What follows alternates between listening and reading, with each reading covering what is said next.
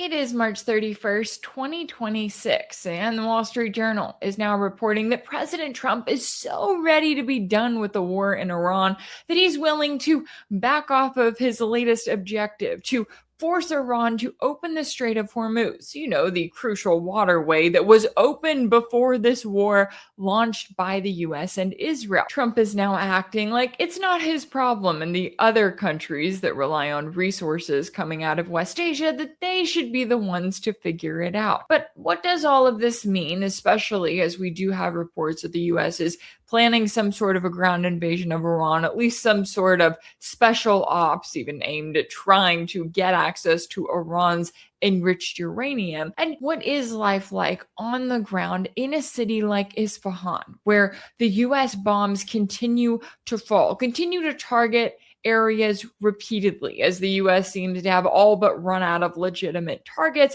and now they've just taken to terrorizing the civilian population? We got into all of the latest with a special guest who joined us from Iran earlier, so let's take a listen to that conversation now. Joining me now to discuss is Dr. Sadeqi, an assistant professor at the University of Tehran. Dr. Sadeqi, thanks so much for taking the time to join me. Thank you so much for having me. I'm grateful to have you back on the show and to kind of get your take as we get further and further into this war. And I know that you're there in Isfahan, and you noted in a recent post on X that you were awoken in the middle of the night due to these really loud bombings outside, only to find out that the US was likely using 2,000-pound bunker buster bombs, as they call them. Can you start by telling us what it has been like there over the last few weeks in this illegal war of aggression against Iran? I mean, almost every single day we've been hearing US fighter jets fly over the city and explosions and bombings happening on different parts of the city. Um, there have been a few times when I felt the bombings and the explosions stronger than other times, depending on, which areas of the city they're bombing. But it sort of also feels like the US and the Zionist regime are running out of targets, because they've been, for example, bombing the same gas department 3 times. They've been bombing this amusement park like 2 times. It's like they go back to places that they have bombed previously and dropping even more bombs on those places. And I would say it's mainly because they want to create this shock and fear among the ordinary population, thinking that this would push the population to want a ceasefire, when in fact on the streets the realities are very different. I mean, I've been trying to attend rallies in different parts of the city, and every single night for 1 month, people have been taking to the streets in millions across the country to demand revenge, to tell their armed forces that they can tolerate the difficulties, but they want the armed forces, the government, the establishment to continue fighting and once forever finish all these years of aggression and sanctions against their country. One of the very common slogans chanted these nights, as I've pointed out previously, is "No to surrender, no to compromise, and we will fight to the end." And this is like very common, and every single night we hear that. But very clearly, the imperialist power is trying to create this shock and awe effect in the population, wishing that this would make ordinary Iranians want to give up the fight, and ask their governments to go for a ceasefire. But so far, this has not worked at all. And at the same time that it's been very difficult, sometimes we don't get any sleep, because the fighter jets can come at any time. Like just about an hour ago, I think I heard them fly over the city at around 2 a.m. I woke up with really loud explosions, and it was going on for at least half an hour. And they were bombing different parts of the city, like north, east, south, and like really loud explosions and the fighter jets flying over for a long time, uh, which they have basically been doing to different extents over the past months. Like after Tehran, Isfahan has been the second city that has been most impacted by U.S. and Zionist regimes bombing. But at the same time that we're living and trying to cope with this anxiety and fear and, you know, not knowing if we're going to be the next target of the bombs.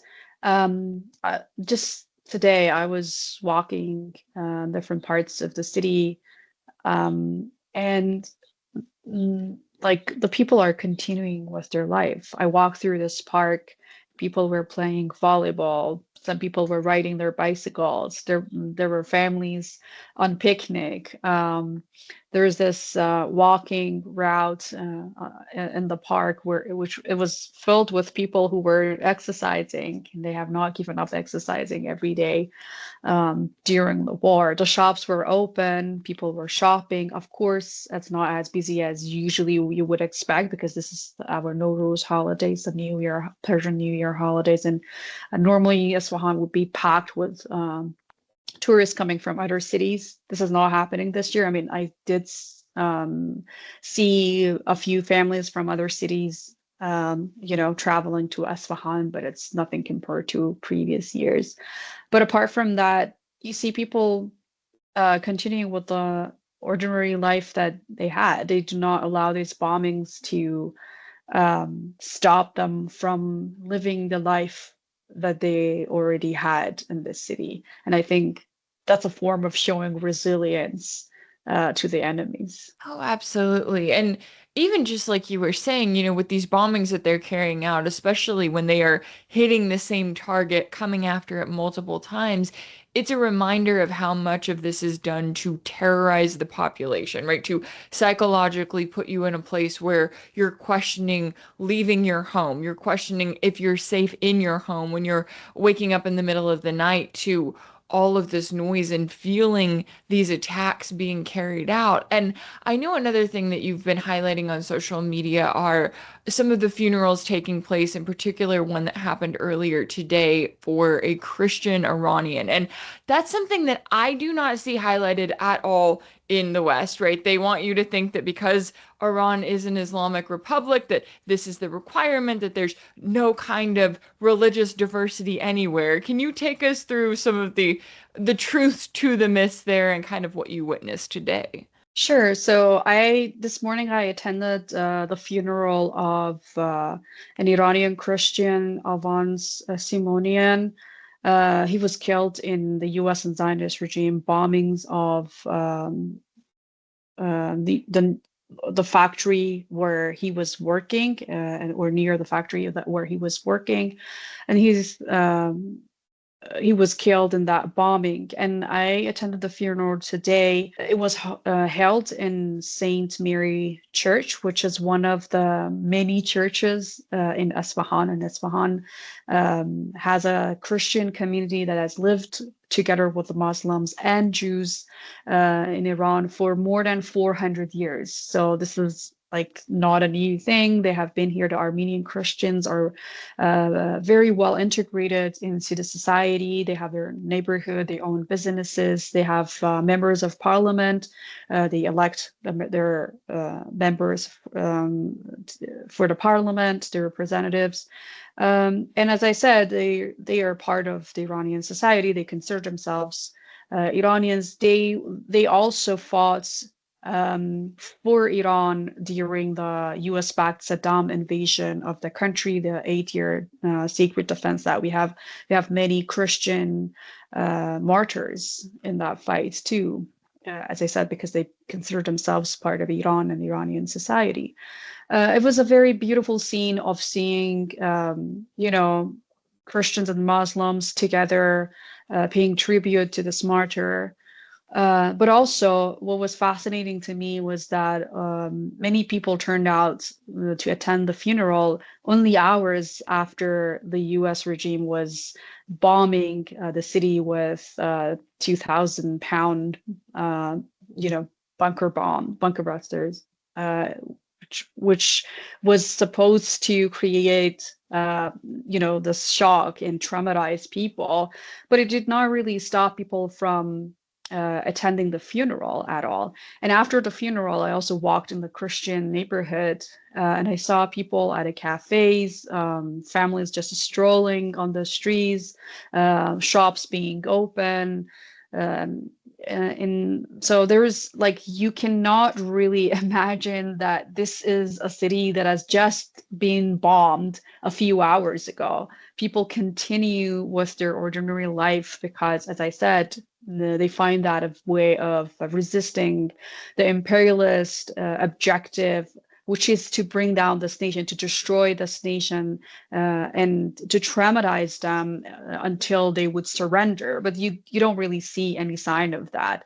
People keep with their ordinary life, and it doesn't matter, which political inclination they come from or which religious minority they come from. As an entire, as a coherent country, they want to protect their country, and also they don't want to let their enemy to break their spirits. They do not want to allow that to happen. And this is very clearly seen in not only the everyday rallies that happen in support of the countries, but also in the ordinary life that is going on despite the bombings. And some of the conversations that I just overheard people were having in the parks and on this historical bridge was that, like, oh, we just heard bombings. I think it's happening there, but it did not even stop them from, for example, listening to their music while having a picnic in the park. Or they were saying how, which was very interesting to me. I just overheard this conversation, two young boys talking about how Iran is the only country in the world that has been target of massive propaganda campaigns against their government. And it's no longer working because Iranians want to protect their sovereignty. It doesn't matter if they have grievances against the government. They want to keep protecting the only establishment that is trying to protect their sovereignty. And that's the number one priority for them now. Yeah, and it's so interesting to me that the US even decided to go through with this war, because going back to the so-called 12-day war in June of last year, you had a similar effect, right? You had the Iranian people coming together, putting aside their differences, saying we are going to stand for our nation because we see the enemy that is attacking it.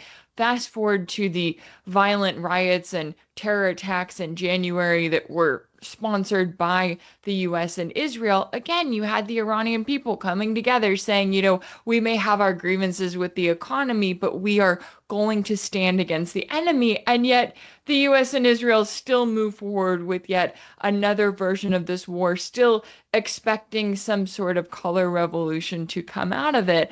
And I know that here in the US, the Wall Street Journal is reporting that Trump told aides he was willing to end the US war on Iran, even if the Strait of Hormuz remains largely closed.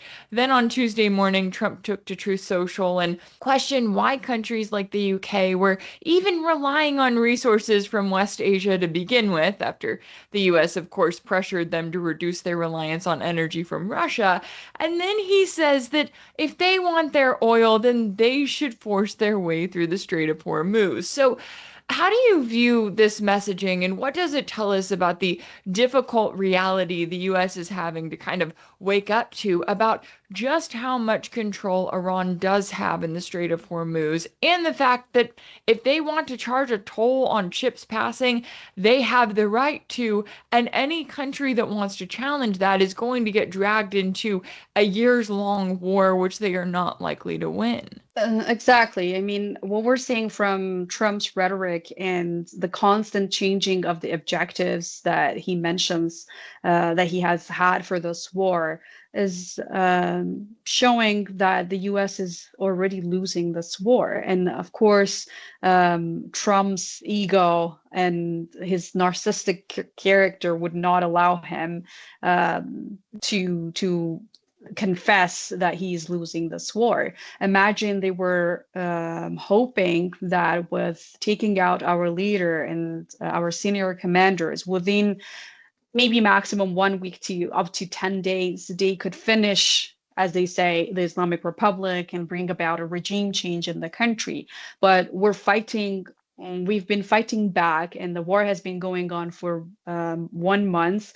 And now, not only Trump is just focused on the Strait of Hormuz, he's even withdrawing from that so-called objective of the war. So now he's indicating that he's not even hoping that he can really open the Strait of Hormuz. I mean, why would he criticize other countries for not getting involved if he, as the commander-in-chief of the United States, could actually by itself, without the help of other countries, open the Strait of Hormuz? Why is he not trying that? Because he knows this is impossible and this is going to bring about the death of thousands of US troops. And he has been talking about a ground invasion of Iran. I'm sure at some point he is going to try that, because we're seeing a declining empire that clearly shows signs of, mass destruction and fascism. Within the United States, you're seeing a growing fascism, which I think will start reversing, because there will be anti-war voices from inside the country once the country is even more impacted by the energy prices and the food prices and the economic chaos that we have to still wait and see how it will impact the global markets and the markets in the United States and in Europe. But what we're seeing is there's actually no objective left for this war. Trump is desperately looking for a ramp off, but at the same time, he wants to pursue creating this shock and traumatizing the Iranian nation.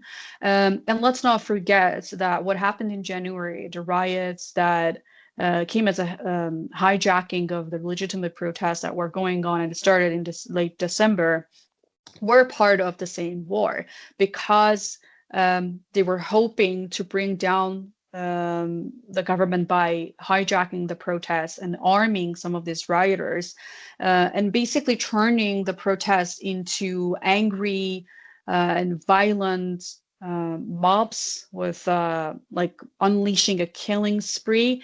And they thought this would bring about the downfall of the political establishment. And when it did not work because of their miscalculations, and despite the fabrications of large numbers, they started attacking Iran. So this, I see what we're going through as the third stage of the war, which started into the 12-day war in June. First, they started attacking us during the negotiations, thinking, again, within a few days they can finish the Islamic Republic. It did not work, so they started in January with creating a social unrest and hijacking the protests, which Trump and Pompeo bragged about, as well as Mossad bragged about having their agents behind the protesters on the ground. And it did not work. I mean, it did not bring about the objective that they had. It just bring about the massacre of a couple of thousands of people.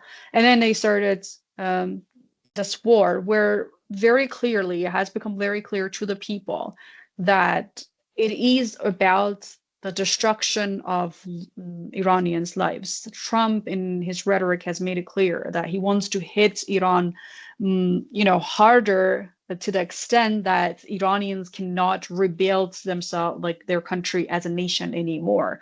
The rhetoric of Trump, Pete Hegseth, and Mark Rubio has been very racist, and the same imperialist narrative that seeks to otherize an entire nation and dehumanize them in order to justify a mass destruction of their lives.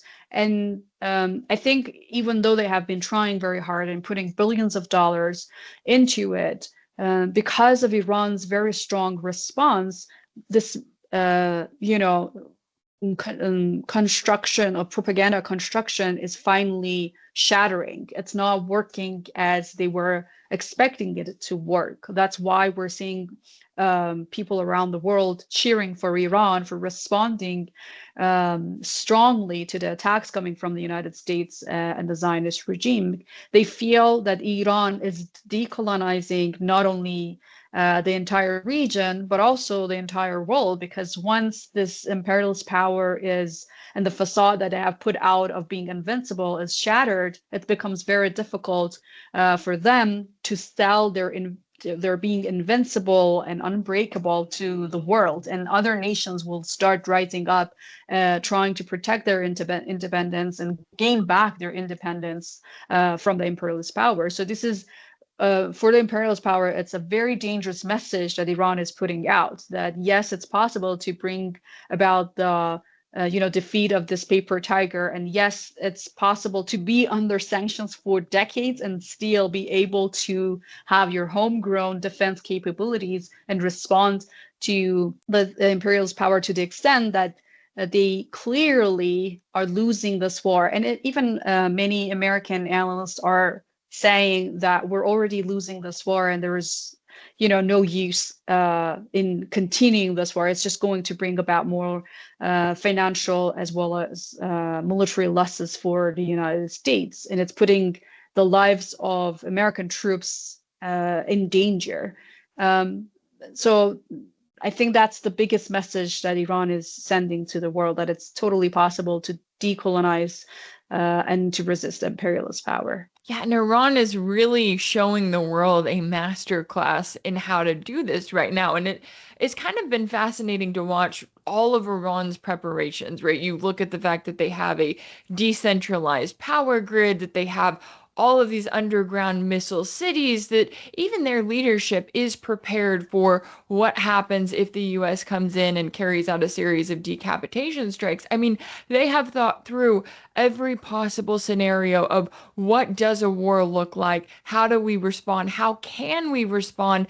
And then they have done so. And you look over at the Trump administration, and exactly as you were saying, I'm going, did you guys not think that this would happen, right? Of course, Iran is going to close the Strait of Hormuz. Of course, they're going to target US military bases in the region. First and foremost, because they told you that they would, but also because if you are a country under attack, if this is an existential war for you, you have to do everything in your power to fight back.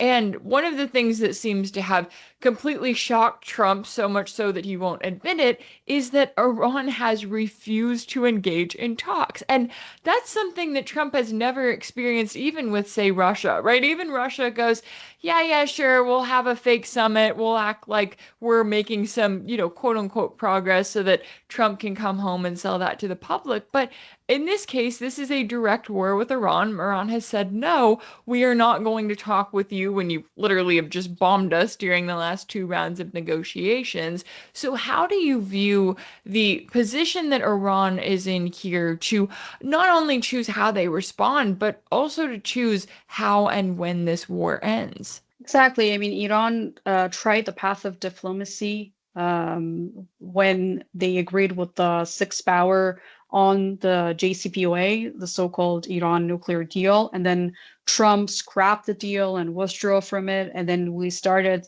again negotiating with the Trump administration in his second term. And we were on the eve of the 6th round of negotiations in June when the Zionist regime and the US started attacking us. Then again, in February, we started talks, and we were before the third round of the indirect talks brokered by Oman between the United States and Iran over the so-called nuclear issue. But the difference this time was that Iran warned, because in June, we were not really in the mentality that the US would attack us. But this time, we had made it clear, our officials, our martyred leader had made it clear that we're fully prepared if the US and the Zionist regime attack us. And we're going to turn this into a regional war because we're going to attack the countries that are becoming partner in the attack against us and against our sovereignty. And as you said, this is an existential war for us. So we did not choose to engage in this war. You started the attack, but you're not going to be the ones who decides when this is going to finish. We're going to finish when we are sure we find tangible guarantee that you're not going to attack us. And the guarantee does not come from your words, does not come from a pact, a so-called deal with you. The guarantee comes from the time that we see that you actually withdraw your troops from the region, and that the monarchies in the region will not participate in the attacks against us. And we will show you how, if we wanted to reverse the sanctions that you have imposed on us, we can do it. We are already doing that. We have the right to have control over the Strait of Hormuz. That's our territory. And just like any other straits that have been charging ships with a toll, we're going to start that. And we're not going to do that in dollar. So this is also a threat to the dominance of dollar in the global market, especially. This will be a big threat against the petrodollars and the dominance of dollar in energy markets. And we did not choose to start the war, but we're going to give you a lesson that you cannot just simply attack us and not get any response, because what we have been witnessing over the past decades, but particularly since October in 2003, is that Israel, with the help of the United States and other Western regimes, has been engaging in a live stream genocide of Palestinians and attacks on Lebanese territory, on Syrian territory, with absolute impunity. Nobody wanted to punish these two terrorist regimes and what we're doing. And Iran is the first country that not only dares to respond, but is very willing to make sacrifices in order to put them in their place, so that next time they think about attacking Iran, it will be very costly for them, and they will have to think twice before daring to attack Iran. This is the first time that Iran is using all its cards against the imperialist power.